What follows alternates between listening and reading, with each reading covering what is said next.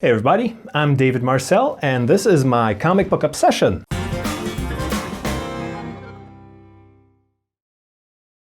And today, we're going to look at the New 52's Suicide Squad, Volume 1, Kicked in the Teeth. I was first introduced to the Suicide Squad, like a lot of people in my generation, during the Justice League Unlimited series. There was this one episode where Amanda Waller is investigating the Justice League, so she sends Captain Boomerang and Clock King and a couple of others up to the satellite. And while it was only one episode, I was pretty intrigued by the idea. Then next, of course, we had the movie, which was out last summer, which I still haven't seen, by the way, because if you're not fast enough over here in Switzerland, you can only watch the German dub version, which is usually horrendous. So I figured I'd get my fix of Suicide Squad the old-fashioned way, through the comics. And I picked up the New 52 version. Kinda wish I didn't. Let's have a look at this. The team starts off being tortured, as it later turns out by Waller, before being sent on a mission to retrieve a patient zero and slaughter every infected victim of a viral outbreak in a stadium. As I mentioned, I know Amanda Waller and the Suicide Squad from the Justice League Unlimited show. And of course, I also know of the old Suicide Squad series, or series plural. So I get why there was a lot of hate for Amanda Waller's new design. The appeal to me of Amanda Waller was always that she was this kind of stout, middle-aged woman who was taking care of all these flamboyant maniacs, and she was in perfect control of them all the time. You know, her superpower was that she was just a badass. And I feel that is kind of diminished by turning her into a 20-something-year-old supermodel who's just a spandex jumpsuit away from being a supervillain herself. It just diminishes her, you know? It takes away from her authority. Deadshot, King Shark, Harley, and El Diablo manage to complete their mission and escape the military to a small town where they wait for extraction. Harley and Deadshot share a moment. However, the arrival of Mad Dog and his cronies throws a monkey wrench into the team's plan of just laying low, as Hell, again, breaks loose before being sent to infiltrate a basilisk base with the help of Captain Boomerang. Upon returning to Belle Reve, a guard deactivates Harley Quinn's thermite bomb before she is back in her cell. "She's just a girl, no powers. What could she possibly do?" Yeah, that goes about as well as you'd expect.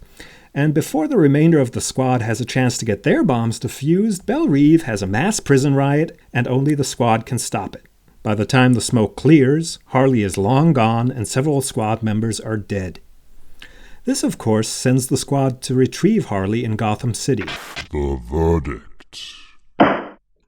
Story.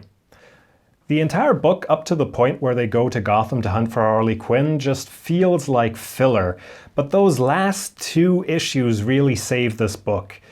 It puts a whole new light on what kind of pull Harley has in Gotham. You know, it really shows that this is not just the Joker's sidekick, this is a supervillain in her own right. Now, I know they're bad guys, but you can't help but want them to get away from Amanda Waller. I mean, especially during the Hunt for Harley storyline, you see just what kind of a cold-blooded killer she is. In short, she's no better than the people she controls. She's just government-sanctioned, which makes her even more dangerous. This book also takes a page from the original series' playbook, insofar that it kills off characters a lot.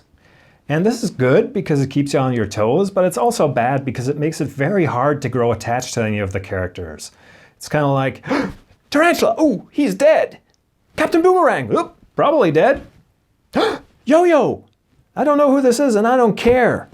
The interaction between the characters is interesting though, and there's a lot of gallows humor. If this book didn't have those last two issues with the Hunt for Harley Quinn, it would be about 2 stars. Harley saves it and brings it up to 3. The artwork in this book is all over the place. It ranges from really ugly and pseudo-realistic to okay and cartoony. There's just no consistency, and I'm really not a fan of Dall'Occhio's art style. The fact that in the end you get sketches by Jim Lee just really drives the point home that the artwork just it hasn't matured yet, you know? So I'm giving this 3 stars. Digital enjoyability.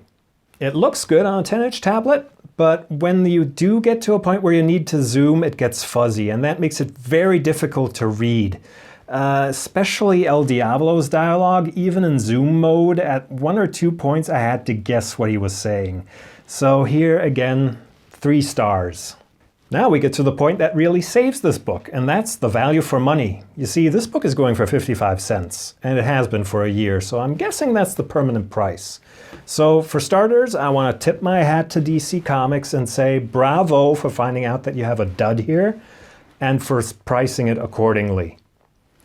I mean, 55 cents, I can't really complain about that. And just the hunt for Harley Quinn alone is worth that, if not double. If you get those issues single, you're still going to be paying 99 cents per issue. So the value for money is spot on. This is 5 stars here. So that's my review. Thanks for watching. Take a look at one of these other videos. If you want to get Suicide Squad Volume 1, there's a link down in the description below. Please like and subscribe, and I'll see you around.